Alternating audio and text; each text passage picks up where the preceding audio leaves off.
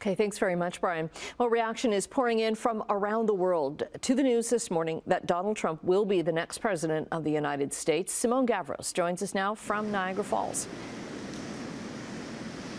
Well, Annette, initially analysts were saying that we weren't even going to know the results so soon because of how close those projections were for this race. But Donald Trump was able to gain a lot of traction in those battleground states, securing his win as the next president of the United States and having a second term. Now, Trump was in Florida early this morning, thanking his voters for their support.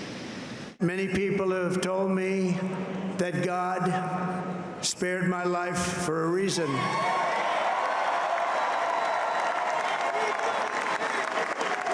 And that reason was to save our country and to restore America to greatness. And now we are going to fulfill that mission together. We're going to fulfill that mission. Now, Trump won 277 electoral votes so far, meaning he passed the 270 votes needed to win the election. But votes are still being counted in 5 states, with 4 of them leaning in favor of the Republican Party. Trump was able to secure the vote, notably among men and Hispanic voters. Meanwhile, Kamala Harris's edge among women wasn't able to exceed President Joe Biden's or former Secretary of State Hillary Clinton. Now, Trump is the first person convicted of a felony to be elected president and the first former president to regain power since 1892. Vice President-elect JD Vance will also be one of the youngest vice presidents in U.S. history.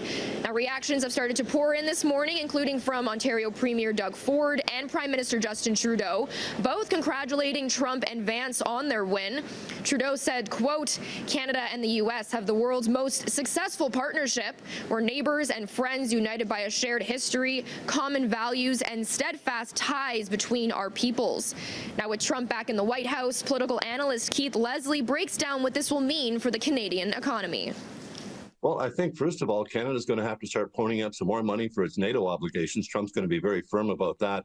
And his other thing is he's promising basically a 10% global tariff on everything that's imported into the United States. And that's where Canada sends 75% of everything we make. So you know, it could really take a big hit to the Canadian economy if we don't negotiate well with the Trump government.